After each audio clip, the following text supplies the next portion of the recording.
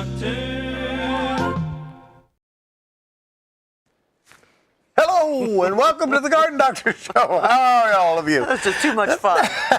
we just don't come in here unless we're going to have fun, and we always have fun. So listen, it's raining outside. You got nothing else to do. Watch the Garden Doctor Show. Make some phone calls. Call in. It's a live show. Call your partner, your buddy, your friends, whatever. Get them all together.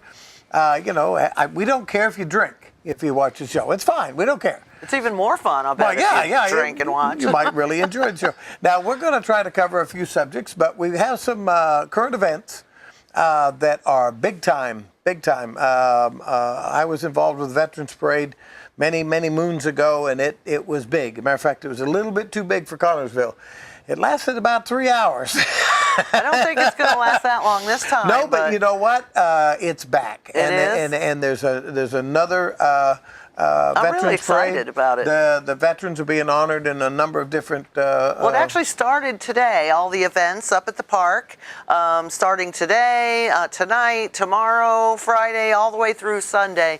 The parade itself is Saturday at 1 o'clock, and they're going to start at 20th Street and Grand, I think, and then up to 28th Street, and then from 28th Street over to and through the park. So that'll be a lot of fun. Yeah. So get your chairs out, get your lounge chairs out, and get positioned, and call your friends that are on the route, and get set up out there. Now, we probably won't be watching the parade unless it comes through the park, because we will be helping out at our church trailer that is set up there to feed some people at the Cross Point Biker Church.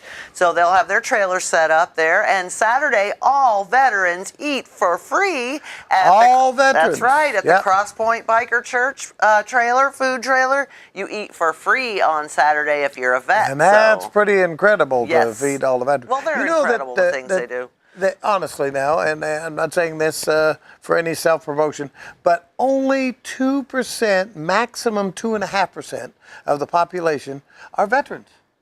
So I think we need to acknowledge that. Well, and the older ones are unfortunately dying off. We're losing a bunch of them. And especially now we're losing a lot more of your era veterans, the Vietnam era. Well, the Vietnam era. Yeah, it's true. I was saying the other day at Bible study that the average age of a Vietnam veteran is in the 64-year-old range. 64 to 68, right. Yeah. So, you'll be 60. And the average life expectancy is 62.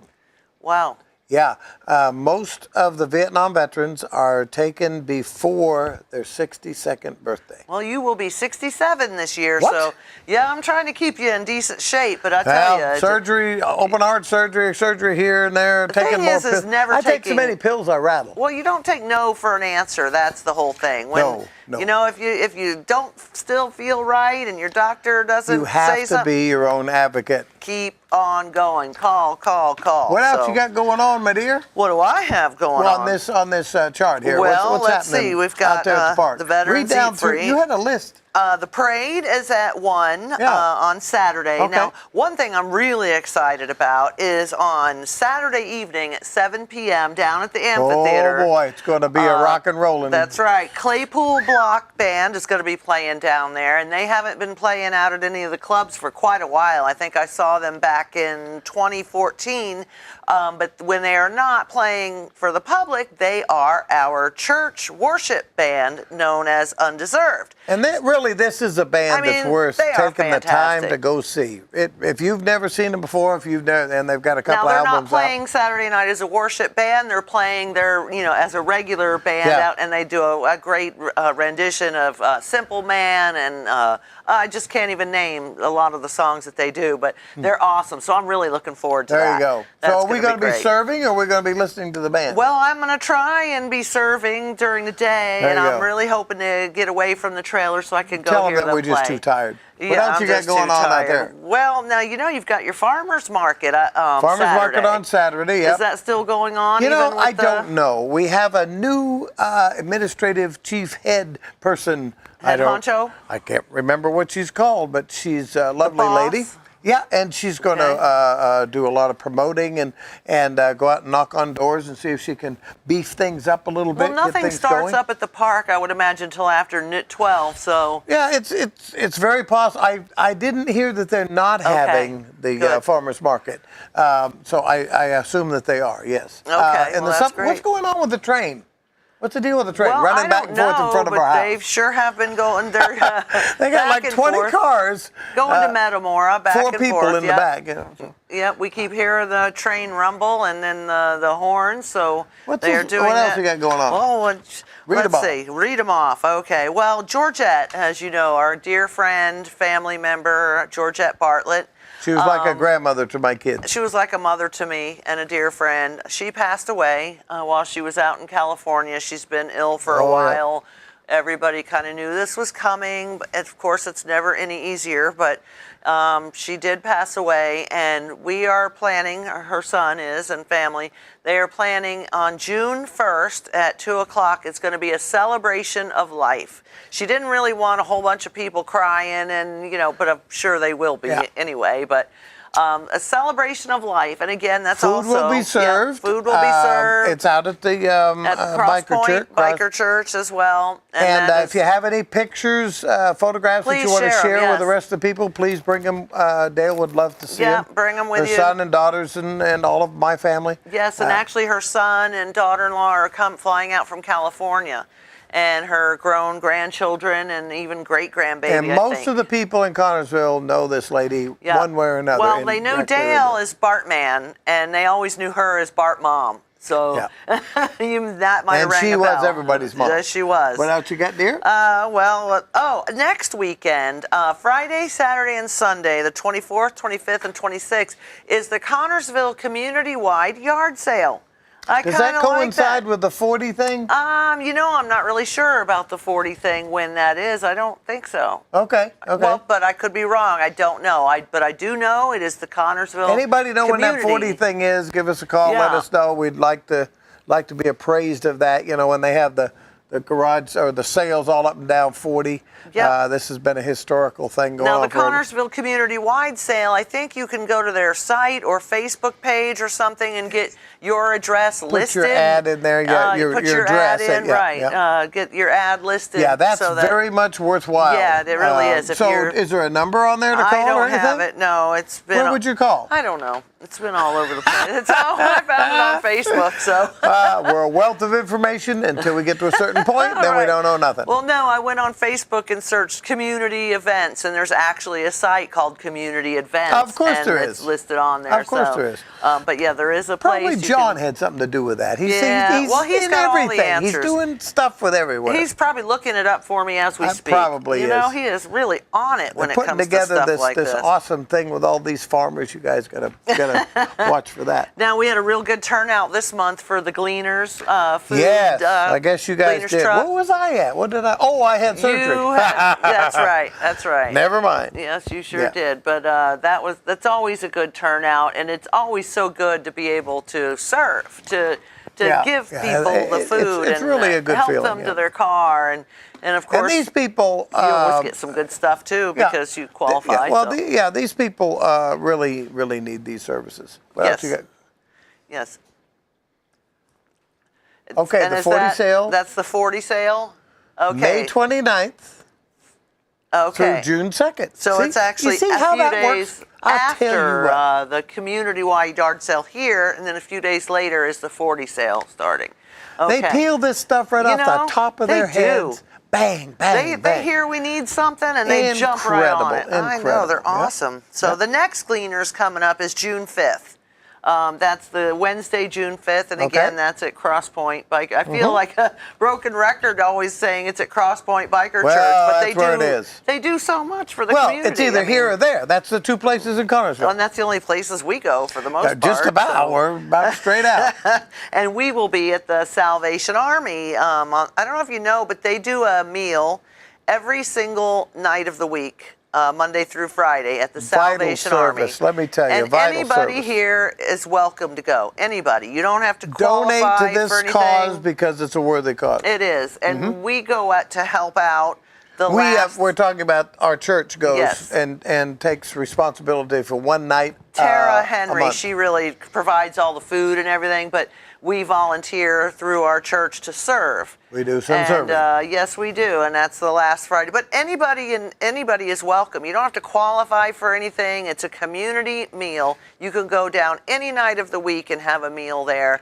We will be serving there the 31st. We would love for people to come down just to If say you have a hello. fundraiser, some nonprofit thing that you would like us to promote, if we can, we will. You just Absolutely. need to provide us with the information, make it available up here to TV3, and we'd be more than happy to promote it for Now, you. TV3 does some pretty cool stuff here, too. What? You can't see the set over here, but they have a beautiful set built for bluegrass. They do bluegrass music, the Fayette County Line. And I don't know how many people just don't get this message, really. But it's free. It's free. It's right And here it's in the studio. Fabulous. And these people are wonderful. They have the Joy River Band, which is like our house band. Right. And they're awesome. Yeah. And then they always have a guest band. Now, here's who they're having. Bill Likens and Intentional Grass, it's called. Now, it's probably some local I don't people. think that's the Bill Likens I know. I don't know if it is or not, but that is June 1st, 5 to 7 p.m. And listen, you know what? You don't have to get dressed up. Nothing. Just be here, sit in the audience, and it's free. Yes. You get to hear 2 bluegrass bands. It's incredible. Now, maybe you don't know where the studio is. We're in the, what building is this? We're in the top of the Elephant Building. What's an elephant building? Never mind. What? We're where the old bank used to be. We're next door to the Foundation Building. Right, Where, okay. We're next door to Ozzy's. Issues and the bar. Answers used to be on the bottom floor. Right, Yeah. and the bar used to be Boardwalk, is There you go. 2 doors down. Well, and it is a it's boardwalk. Ozzy's isn't it? now it's or Ozzy's, something yeah, else, I okay. think. But anyway, so you hit go in the Ozzy's, back. get a beer, come over here. You know. You go in the back of the building, you go up the elevator to the 2nd floor, and as you step out of the elevator is the door to the TV3 studio. Bluegrass where bands, we are right now. Some of these bands are famous. They're Phenomenal. not just fly by night, you know, hey, come on over, let's play. No. They're fun. These And are real we bands. have a really good time with that. So that is June 1st, 5 o'clock happening. Bill Likens and Intentional Grass, whatever that means. Let me tell you something. If you come, you may actually hear a new song. It's original music, and this song is incredible. Oh, yes, that and that's written by one of the boys in the house band, the Right. Joy River Band. That was a very cool Unbelievable song. Yeah. This song will be on the charts in a couple of years, I guaranteed. really think so, and this It will kid be. might actually, be moving on Yep, up. So yep. you want to be the. I knew him way back when. That's so right. So you come up see and him. listen to him. Yes. Well, you want to get to some gardening Oh, business. it's gardening. It is Yeah, the let's do garden some doctor. gardening. And we are live tonight. Listen, I'm getting tons and tons of calls. Every year about this time, people are getting in a panic about their fruit trees. Well, I've got an entire package here of things that you need to look out for, things that you need to do, things that you need to be considering if you're thinking about planting 1, 2, 5, or 20 fruit trees. And also raspberry plants and grapevines, all of those things. And the number one thing you need to consider is, are they resistant?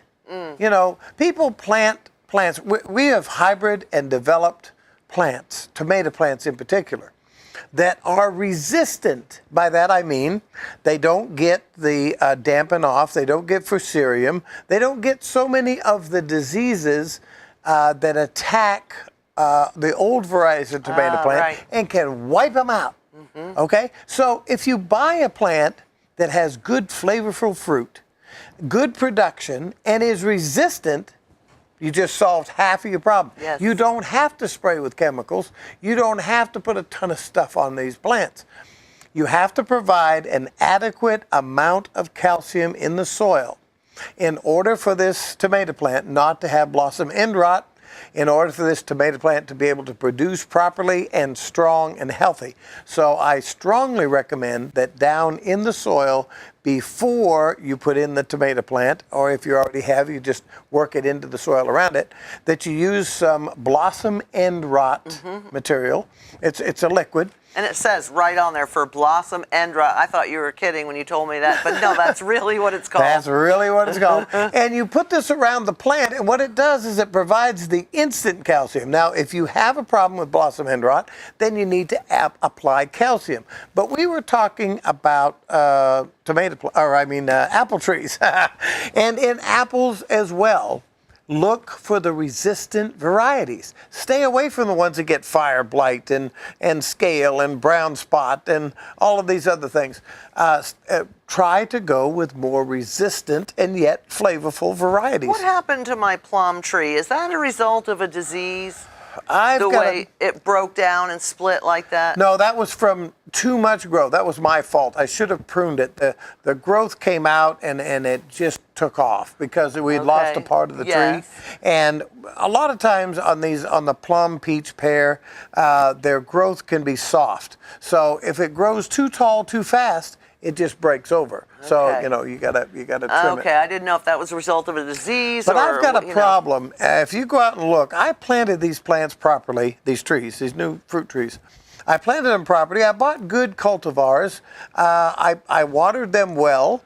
And I don't know why I keep losing a few of my fruit trees every year. Well, one of them I backed over with the van, so that one we know what happened. Okay, we know what happened to that one. And one of them, we know what happened to the plum. So one of my lawnmower kids ran into one of them, not once, not twice, but 3 times. Okay. He thought he could get through after he had worn it down a little bit. And killed that one dead with a hammer. Well, the way I ran mine over, I was backing up with the van. You're going, no, there's a tree, and I could see one on the left rearview mirror, and I could see one in the right rearview mirror. I'm like, I'm fine, but I didn't realize there was one in between. So I'm watching the left and the right, hit the gas, boom, crash, knocked it over, and he just threw his arms. I tried to tell. I'm sorry, honey. Then we know what happened to one of them also because my son wanted to sight in his muzzleloader, so he leaned his target right against the fruit tree. Oh. And he was real good. He hit the bullseye. Yes, he's a good shot. And so right through the bullseye on the other side was a tree that went bloop. Nice. But it's coming back up from the bottom. But I think I've got a problem there, and I'm going to have to do some soil testing. And I'm hoping that it's not a wind drift thing from the farmer's fields. Well, you know how they forth. say the dentist kids have holes in their teeth and the dentist? Oh, I thought you were talking because they're so busy working on everybody else's stuff, they don't get their own done. And sometimes that's how it is at the garden doctor's yard, too. That he's busy that's exactly working on other people's stuff, and kind of our pruning kind of goes to pot. That's exactly correct. But, it's a little bit wild out in our yard. You can ask our station manager. He and his wife were out there the other day looking for some plants and flowers to put around their gas tank, which we showed you 2 weeks ago on the show. And they came out, and it's a little bit wild, and out there, but we haven't pulled the weeds. It is nice. We just love it out there, and a little bit of everything you can imagine. So now, tell us some more about this. Okay, if you're going to treat your plants, there's a couple of ways to go. You can get I'm talking about fruit trees, fruit plants, fruit shrubs. You can get very detailed, and you can target specific problems. Let's say, for example, that you want to treat, and you're targeting organisms during growth stages, you want to treat dormant, which means before there's any foliage or buds or anything swelling, nothing is going on. This would be like in... It's still cold out at this February. Point, right, okay. Yeah, or you could do it sometimes in the fall. You can treat for fire blight, for scale, and what you would use is fixed copper.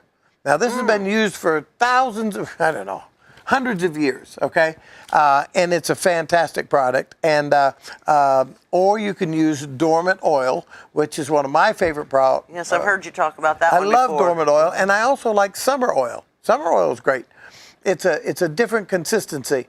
But what you're doing, in effect, is you're suffocating with the oil. Yeah, the oil, they just can't get air. Yeah, they through can't get it. it. They can't breathe. So, and it works very, very well as a preventative for borers and so forth, and as a treatment for scale and a lot of other things. So then, when it's green tip, when you just have the first buds showing out, about a ½ inch of green, then you could spray for scale, scab, and you would use like a Captan or even a dormant oil. But again, first you have to know what it is you're after. If you know that this is scale or scab or fire blight, then these are the controls and so forth. Now, I got this chart out of the University of Kentucky, and it was the most simplest chart that I could find. It really covers all of these different things: apple cedar rust, scab, fruit rot, now, are you codling moth. treating these things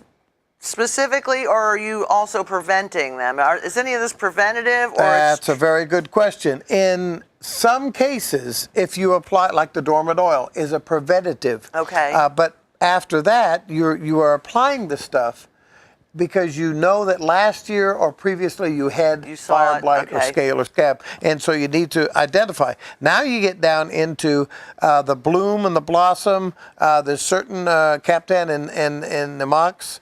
Streptomycin. Now, streptomycin is the same thing they give you for colds. Exactly it's a the same. penicillin. Yeah. And you're giving Or it to an your tree. antibiotic, rather. It's an antibiotic, yes, but it works very, very well. We actually put some bags on a tree that we were trying to save over in Ohio, and we were feeding this tree intravenously, just like you would a person. Oh my. And we had bags all up and down this tree. It was a massive oak. It was about 5.5 foot across. And we put streptomycin bags on, we drilled and we bored and we put fertilizer down in. There was 3 of us working on this tree. A tree hospital. Wow, let me tell you. And we were successful in preventing it from dying, but not preventing it from declining. Okay. It was too late by the time we had got Will there. it ever recover, or it will always be weak? I saw it about 15 years ago. Okay, so. And that would have been 30 years after I started treatment. Okay. So, and So it it's looked still pretty around? good. Yeah, Okay. there was a lot of, the whole house had been built around the street. So that's not a good idea, by the way. No. If you're going to build a house around a tree, build it around a dead tree. Seriously. Buy it, get a tree, and peel all the bark off in the branches and put more branches on if you wish, because you can. You can add whatever you want to, good-sized branches. Make them part of your structure. Because then it's just like wood.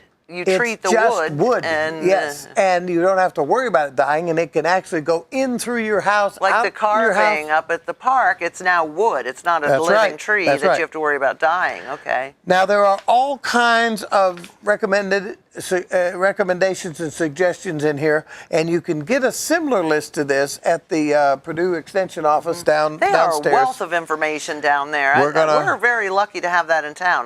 We're going to go down and Has visit it always been with in them. town? Oh, yeah. Okay, Yeah. it's It's been just- there. I think it's been there forever. Yeah. I never heard about it until we started doing this and started looking up a lot of research and information. Well, I don't tell you all my secrets. No. Why would I tell you stuff like that? You know? No, definitely God. not. Okay. So now there are lists and lists and lists and lists. And here's an interesting thing. What does this say right up here? I didn't wear my glasses. Sample home orchard spray schedule for disease-resistant apples. There are so many disease-resistant apples that they have their own spray schedule. I found that fascinating. Okay. These are for non-disease resistant apples, and you got to spray, spray, spray. Be out there all day, just hold the hose. Don't turn it off. This one, you have, it's even a shorter list. It only takes up about Well, you a don't quarter of need the as page. much disease treatment You if they're don't need disease as much, resistant. and they right? also don't list as many things because they're It resistant. doesn't get as many things. Exactly. Now, Exactly. here is a list of some of the disease-resistant apple cultivars. Oh, the varieties? Let's hear. John Free is, if you ever had the Jonah apple. Yes, okay. Okay, that's a really good crisp apple, and this one has been hybrid to be free of apple scab, rust, fire blight, mildew, and the harvest is in about September. But it's very resistant very resistant all the way across the Wow. board. It's a fantastic apple. Wine Crisp. Wine Crisp is a delicious apple. Gold Rush, Crimson Crisp, Mac Free, Crimson Crisp is a Dayton, very, very nice apple. Williams Pride. Those are some awesome. That one I don't know. They sound like cool varieties. I don't know. Good Pixie names. Crunch is a good one. It's like, what's the one that we eat all the time? Honey Crisp. Honey okay. Crisp. It's very Or much like that. Gala. Yeah. Liberty is a very good apple. Now these are all very, very, very disease resistant. Don't just buy what's out there. Get the ones that are at the top of the list. Now I wanted to tell you. Now, what is a good overall? Let's say you don't have any diseases that you know of, but you have a bunch of apple trees, and you want to give it just a good overall preventative disease and insect bath before the season gets going. What can you use? What would There be is a good for that? product out there that is called Home Orchard Spray. Okay, because that's something I would do. Spray it for everything at the beginning of the season. And then, that product you don't have to figure individually. Okay. You just do I really suggest you do a dormant oil.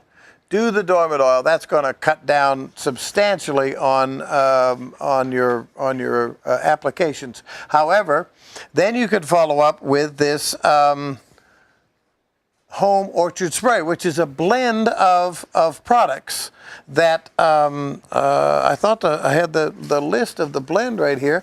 Now It's- listen too, we're it's not like the old days where we just went here it out and is. sprayed everything, took a bath in it and what have you. Nowadays, wear gloves, wear a Oh, mask, please. wear a hat, keep the stuff out of your hair. Keep your kids and your dogs away from don't this stuff. smoke while you're doing it, because that smoke, you get it in your mouth and everything. And She's not allowed to chew while she's spraying. No chewing No tobacco. chewing. No. And by the way, I am still, 7 weeks non-smoking now? Smoke free. Hey, is anybody going to call you guys all? It's raining. we are I know live. you're watching. It's I know raining. you're watching because you stop me in the grocery store and you say, "Oh, I like that. Oh, I like that." And you're not at the park because Yeah. it's raining. And you stop me downtown. Give us a call. I got and there's this one guy. Who's He the one puts- guy? I don't know. I haven't caught him yet. He's putting notes on my windshield wiper. And How do you know it's a guy? Well, the writing just tells me. I don't know. Absolutely I have nothing no is what idea. the writing tells Okay, you. this product, Fruit Tree Spray Concentrate. You can also buy it in a ready-to-use. It has Captan in Bonide. it, Malathion, Cabril. Bonide makes one. There's 3 or 4 different companies that make it. But the list of... Oh, it says it's for strawberries. Yeah, too. It's for apples, cherries, grapes, peaches. It's Oh, also okay. for roses. It's for it has a multitude of uses, but the diseases that it takes care So of. it's a good all-around blanket type thing like I'm talking about, unless you get something really uniquely out of the ordinary that you have to Right. treat specifically. This is a good... Yeah, now this gets apple maggot, codling moth, Japanese beetle, leafhopper, aphids, bud moth, Forbes scale, ooh, a bad one. Don't know it. Eastern tent caterpillar, red banded leaf roller. Ooh, I'd like to see that. Little leaf roller, red banded. That'd be cool. I don't even know what Mites, that bitter means. rot, black rot, and the frog eye leaf spot. I don't even know what this stuff is. Right there, frog eye leaf spot. You thought I was making that up, didn't you? It's good for grapes, peaches, cherries. White rot, bullseye rot. Now that's, Brooks fruit spot. it's better than bull's butt rot, I can Fly tell you that. speck. Wow.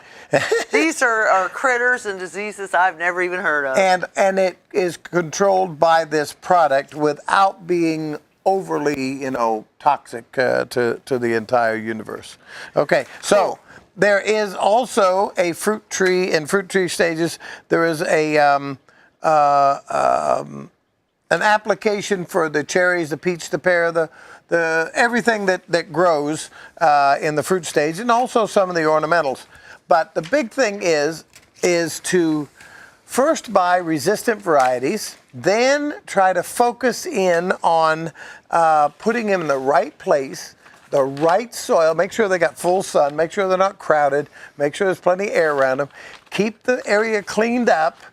Make sure you stake them so they grow straight. I have some that are and some that are because I just didn't get out there and stake them when I should have. And that tree should always be staked when you plant it. It just bugs me when they're all crooked. Yeah, ours are kind of crooked too. Well, yeah, they are, but they're just fruit trees out in the backyard. You've always said the right plant for the right place, because if you have a plant or a tree in an area that's not getting enough light, you may be fighting trying to make this thing thrive for its whole entire life when it's all because it's just not getting enough sunlight. Now listen, it is true. We have an outtake. It is now halfway through the show, so I'm going to give them 32 seconds back in the back room back there to get this thing booted up and get it fired up and get it going. And in the meantime, I want to tell you, at the bottom of 3rd Street Hill, there is a giant tree that could grow to as high as 165 foot tall. What are you talking about? 165 foot tall. That's ginormous. This tree is the oldest tree, second oldest tree on the planet.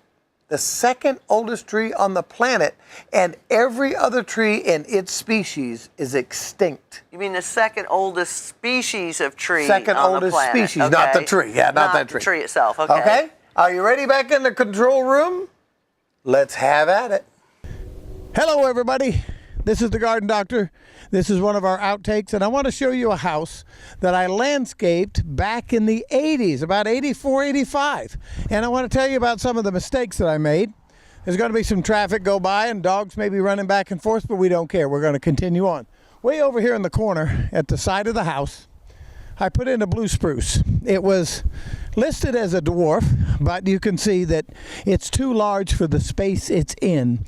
It's very important to look at the ultimate height and width of every plant that you buy before you buy it. Now, over here, we have the gold tip Pfitzer. This has been here for a long, long time.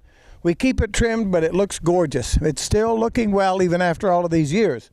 In behind that is a dwarf Alberta spruce, and I'm going to show you some more over here in the front. The dwarf Alberta spruce grows about 1/4 of an inch a year. That's the taller green on either side. Here's the mistake I made. In between, I put a boxwood right there. The boxwood, a natural boxwood, not a dwarf or a miniature boxwood. That's a standard boxwood. It got too large and crowded into the dwarf Alberta spruce. But again, this was from the 80s. Then on past there is weeping gold thread. Now, weeping gold thread gets taller than the gold tip. And if they're not maintained and trimmed, they will really be a problem. And so you have to trim them repeatedly. If you look way over by that double window over there, there are rosy glow barberries right underneath the window. Now, why would anybody put barberries under a window? Well, I found out a long time ago, way back in the 80s, that if you put barberry under a window, you won't have anybody coming up to the window.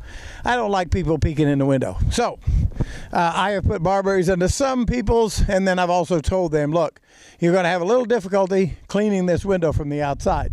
There's a dogwood behind me, this white dogwood here. We have fertilized it. I have put treatment on it. I've tried everything to get it to proliferate, and it just won't. It's a bad plant. It's apparently I either bought a bad one or that particular variety is not good for this area. Now we're going to go over here. This is a columnar spruce. This winter, with this heavy snows and ice storms, it fell apart this way. But I'm going to be able to candle this and put it back to its tight configuration. And this is really not a poor location. This is a very good location for this particular type of plant because it accents the entrance and it doesn't overgrow its space. Now, we're going to move to a different location and get a little bit different angle and show you some other mistakes I made. But first, if he can zoom in right here on the front, right down here at the ground, this is myrtle. Look at that beautiful cover. It has a nice blossom. It chokes out the weeds, and you don't require any bark mulch. After the myrtle takes over, you're in good shape. Back in here, was a birch, a beautiful birch tree. It had purple foliage, autumn blaze, I believe was the name of it. Pansy, autumn pansy, or blaze pansy, I don't know. Anyway, and it died. Now, part of the reason it died is my fault.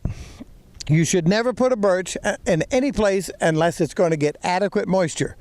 If it's a river birch, it needs a lot more moisture. So don't put a river birch anywhere where it doesn't get sufficient moisture. This is another example of a dwarf Alberta spruce.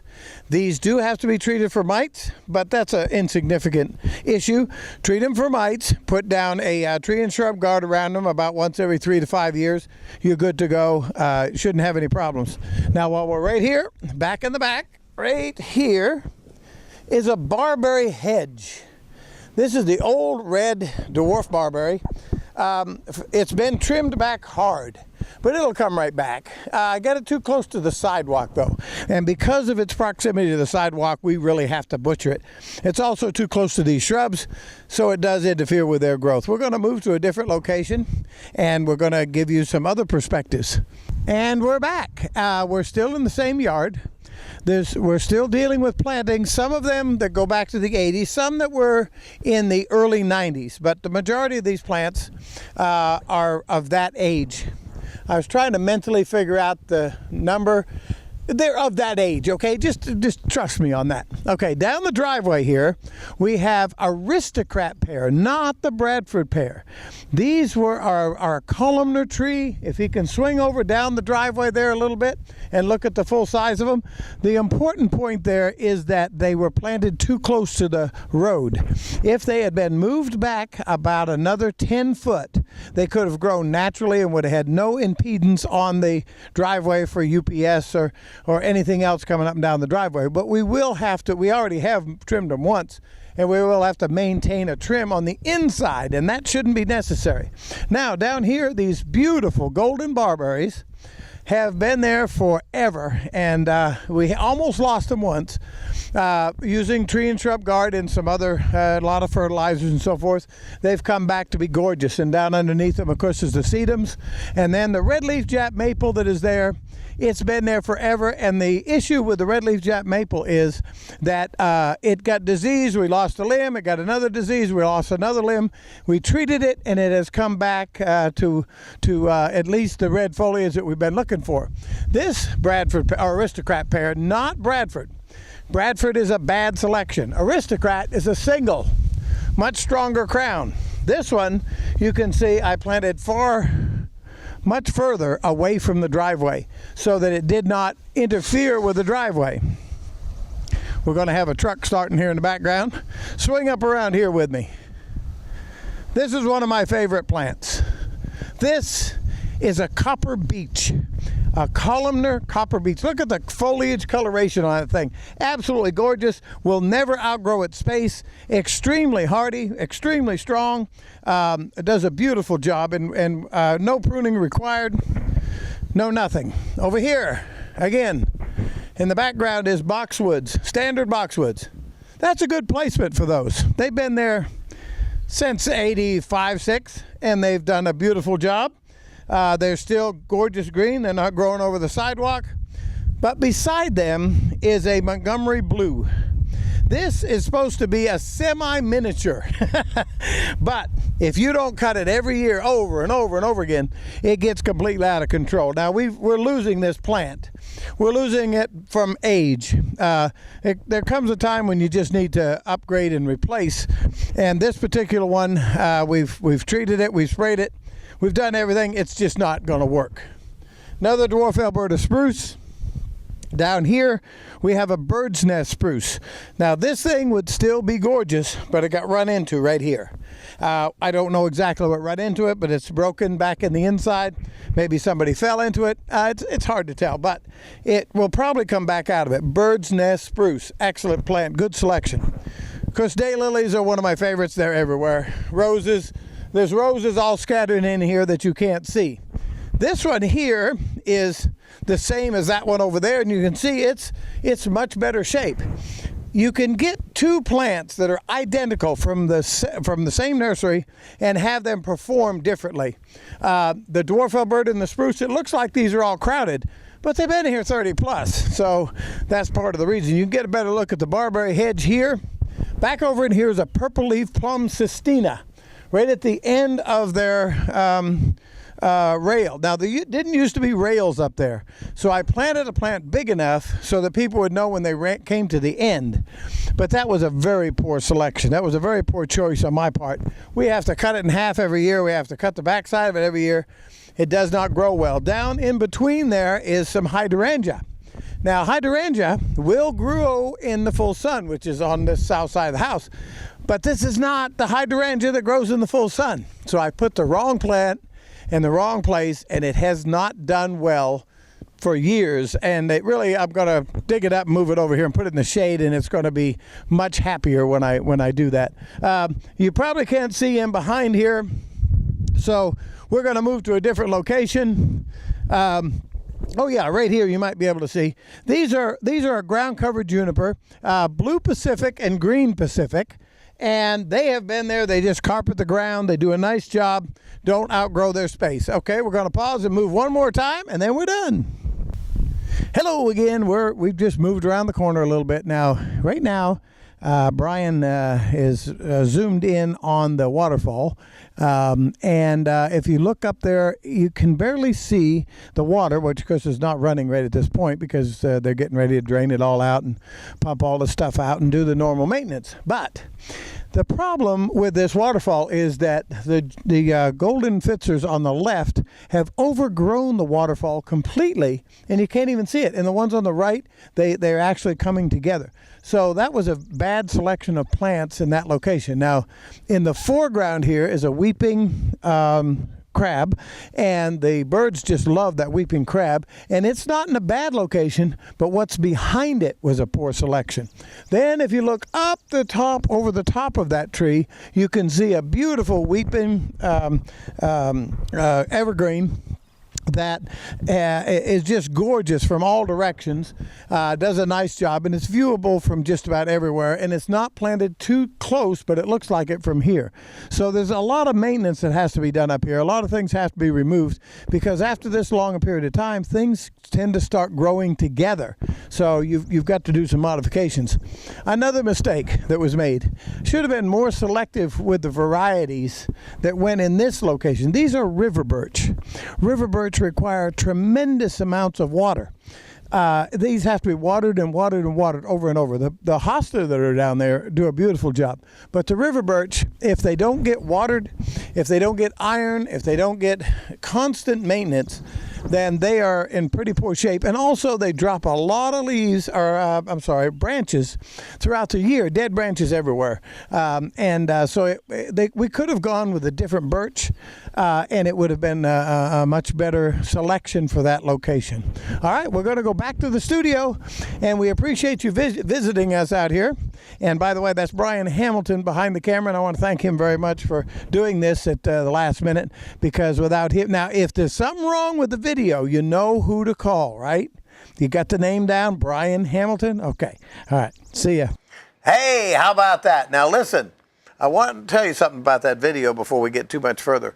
My wife shrinks my shirts. Is that what's happening? She does. She shrinks them. Well, somebody's shrinking my pants, too. I can tell you that much. I'm gaining weight since I quit smoking. Tell you what, we got to start eating at Jack's Donuts. That's I guess so. I remember they interviewed him here up at the studio nice earlier. Coffee. They had donuts. We got nothing. He brought donuts, and the station people were so worried about eating too many donuts, they gave them all away. Didn't even save us any. Now, the tree that I was talking about, coming down 3rd Street Hill. Yes. And when you get to the bottom, that first road going left, I think that's Western, right there in front of you. The one that comes out to the inside of CVS there? It's the one right by where we serve at the Lord's Kitchen. Yeah. I think that's Western. And right on the corner there in front of the apartments, it's been there forever and ever and ever and ever and ever, as long as anybody can remember. And in the fall, it turns the most beautiful golden color of all the trees that are around here, all giant trees, and it has the potential to get 165 foot tall. Now, this tree is the only known tree to ever have survived an atomic blast. Really? Yes. There were 3 of them that were less than 2 miles from the epicenter of the explosion in, I think it was Hiroshima. And they survived. They were peeled, they were burnt, they Wow. were fried, and they came back. Now, what is the variety of this tree? It is a ginkgo. A ginkgo. And that is the tree that was planted downtown, all the way around the walkway there. I wish they looked like soldiers. I really do. I wish they were straight as an arrow. And I also wish they were a little bit further apart. Because these things, you got to read Now, how let me big ask these you, trees get. when we come down 121 headed for town, Mm-hmm. the biggest tree that you see kind of looks almost like a Ferris wheel as you're coming. Is that the tree? I have no idea where this I Ferris see wheel it is. from far away, and then when I get up to the light, I don't look around anymore. So I didn't know if that was. You'll have to point it out to me. Okay. But the ginkgo tree is absolutely fascinating to study. Wow. And we have, we have that one there. And like I said, the cultivar died out almost completely, was almost completely extinct. And of course, there were a bunch more in that genus species, and thousands of them, thousands, all the way down to ferns and whatnot. They all died out, but this tree is figured to be, I think it's about Now, is there any more of this variety? Of 270 tree million. town? Yeah, there's more ginkgos in town. As a matter of fact, there was one up at Evelyn Wilson's house, and about every 5 years she would call me and she would say, "Harold, please come get the ginkgo fruit." The ginkgo fruit is the stinkingest. Oh, it is horrible, stinky. But it only comes from the female tree. So what they have done is they have grafted the male so that they make sure that they get a male tree. Okay, and it doesn't fruit. And it doesn't fruit. Okay. But the old varieties, they would be guessing. I think this is a male. They didn't know.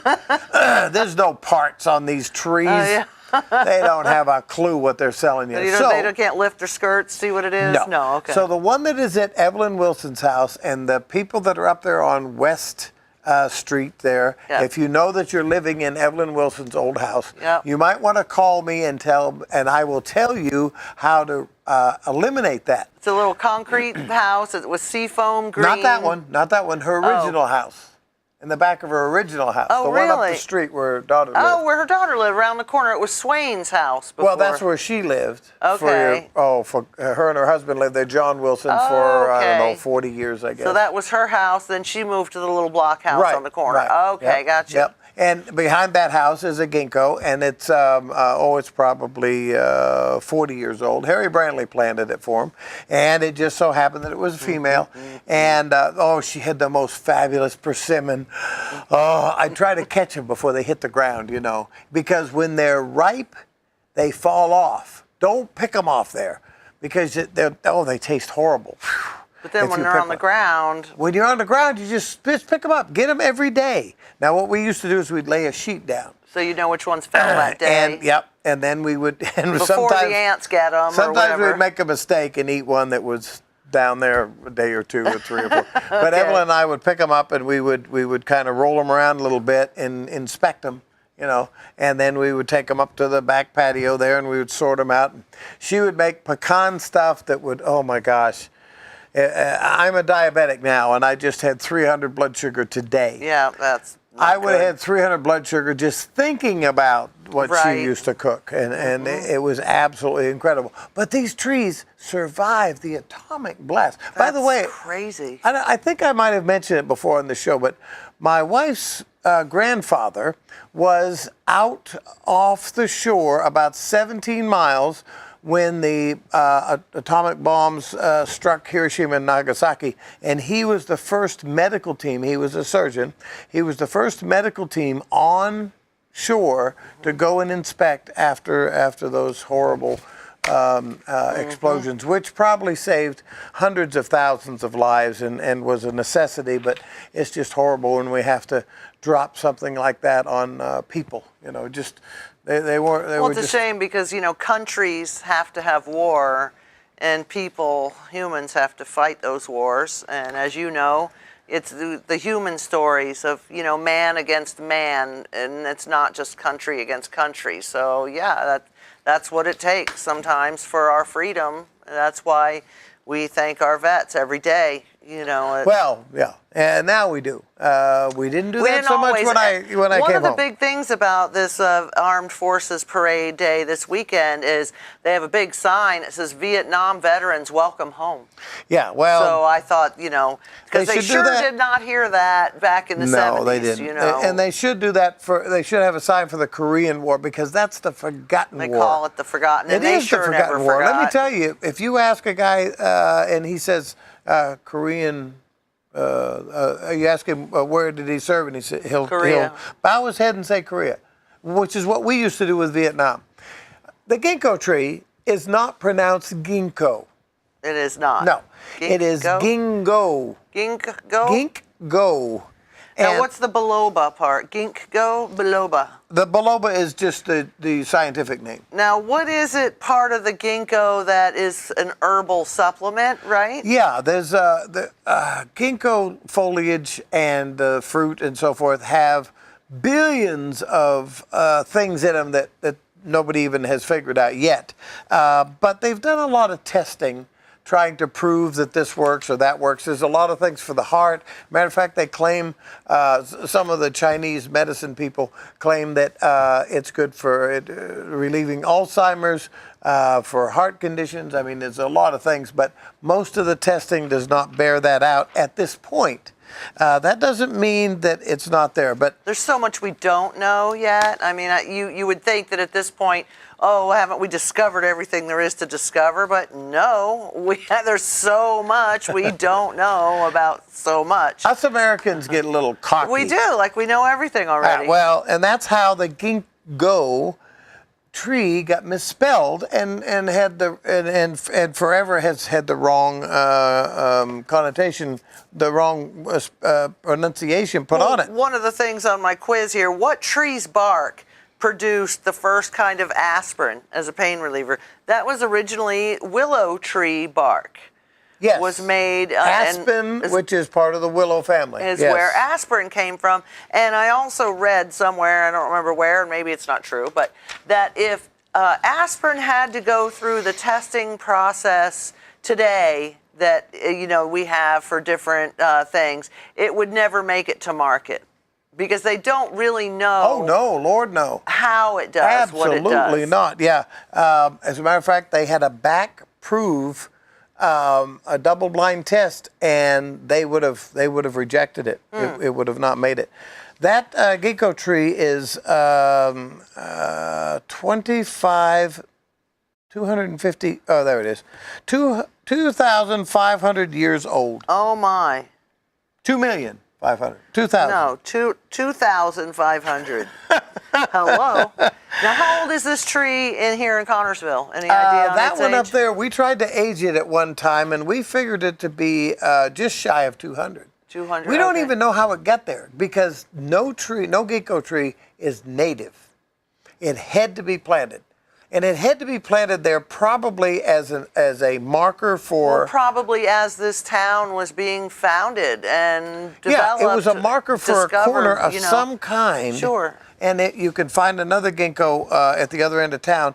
That one was cut down because of development. I wonder if it has anything to do with the founding of this town and this bicentennial. I don't know. We should. know? Yeah, it probably goes back. Maybe it was back pretty planted close to by that. John Connor himself. Who knows? Oh, Johnny. No, I think. Well, it might have been brought from the east. Does it come from China? Does it come from? The origin. We thought it was completely wiped out in the whole world. We thought that it was only in fossil, and you find it in fossils a lot. You see that leaf? Right, okay. And it's a lot of fossils that we have at our house has that leaf in it. So they found it fossilized, and this is considered a fossil tree because it's so old. But they discovered it in China, and then they found it to be naturally reproductive there along the creeks, and in one or two small areas, very, very small areas. And the odd thing is they think the monks for about 1,000 years were propagating it, because when they test this particular ginkgo in this particular area, they're all related. So there's no separation of the species, Oh, what I'm which wondering is, does happen. You know, when things were brought over from Europe, they brought vegetables and foods and plants to start propagating food crops. And they brought, animals, horses, what have you, through South America. So maybe those were brought over as, to the East Coast and then Probably brought by the Chinese. and brought over here by settlers from the East. Because of the religious connotation, because these things are very much associated with longevity. They are very much associated with the Japanese people. They have them by their pagodas. The monks defend and protect them, So Now, this is... Is this one in Connorsville, in a place that will probably not be developed anytime soon? Oh boy, it's right on the corner up here. Oh, I hope I it thought doesn't. it was. Well, I It's at not one time. on the slate for removal at any time No, soon, it I isn't hope. anytime soon. But I was trying to get some greater protection for it, because of the Right. age of it. And it says its attractive appearance, but contains butyric acid, which smells like rancid butter or vomit. Isn't that lovely? That's the fruit. That's the fruit, Yes, right. that's what you can look forward to if you have a female in your yard. Smells like vomit. Yay. Yes. So anyway, that's the and this tree is fascinating. Well, You I should would look love it up. to know the history of this particular Well, there tree. you go. Let's try to find out. Let's try to being find it's out. all bicentennial week and everything, or what is it? When is this bicentennial business? It's this weekend. It is this weekend, right? Okay. think so. Well, some more events going on this weekend. You best hurry. For the bicentennial on the 17th. Friday, tomorrow, they've got Civil War cannon firing. They're going to have a Civil War fashion show. The Tommy Doherty Orchestra is going to be playing at the amphitheater Friday night. And then again, Saturday night, we have Claypool Block with Kyle Maines boy. and Justin. You got to get to that. Yeah, that's going to be really awesome. I can't wait for Okay, that. now I need you to do some of these gizmos here, but first, would you read that for me because my part? eyes are bothering me. Despite its complicated spelling, which is due to an exceptionally complicated etymology, including a transcription error, ginkgo is usually pronounced ginkgo, which has given rise to the common other spelling ginkgo. The spelling pronunciation ginkgo is also documented in some dictionaries. The older Chinese name for this plant is meaning silver fruit, pronounced yinggao in Mandarin or nyangguao in Cantonese. The most usual names today are Baidoyan, meaning white fruit, and Xingxiang, Be nice meaning now. silver You got to pronounce apricot. it properly. It was borrowed directly in Vietnamese as bak kwa, and Japanese ginan, and Korean yunhyang. You're just mean. Thank you very much. How'd I do with that? You did very, very well. Hit me here. Hey, we've got coming up soon the Duck Regatta, May 26th at Whitewater State Park. You like the Duck Regatta? I love the Duck Regatta. I'll bring my That's shotgun. right. And free fishing. Don't forget, Indiana lets you fish for free without a license. I'm so old, they let me do stuff for free Saturday, anyway. May 18th is one of those days, and then June 1st and 2nd coming up again, free fishing days. So Cool. Yeah, what else you got? You read off some of those questions. Did We got you 1 know minute. You better there fire are away. more microorganisms in 1 teaspoon of soil than there are people on Earth? Yes, I did not. That's amazing. And plants really do respond to sound. Mythbusters did a thing. Yes, they do. Where they sang to one greenhouse and not to another, and that did better. So sing to Yes, your it flowers. did. And you know what they were doing? They were singing hard rock to them. That doesn't matter. That's right. That singing is singing. Yeah. Music is music. There you go. Gotta love What some else you got? music. Better hurry up. What You else only got seconds. A little Seconds. baking soda can help sweeten your tomatoes because it changes the acidity. Yes, baking soda does help. That's Yes, right. Absolutely. Okay. Get one more. I one don't more. know Quick. if I have any Quick. more. Oh, your butterflies might be more attracted to your weeds than flowers. Flowers have had all the bread, good stuff bred out of them to look pretty, so they like your weeds more. Listen, I'm going to be cooking. She's going to be cooking. We're going to be up at the park. Come see us. Come see us. Come on up and see us. Thank you very much. We Bye, love Dad. you all. We'll see you later.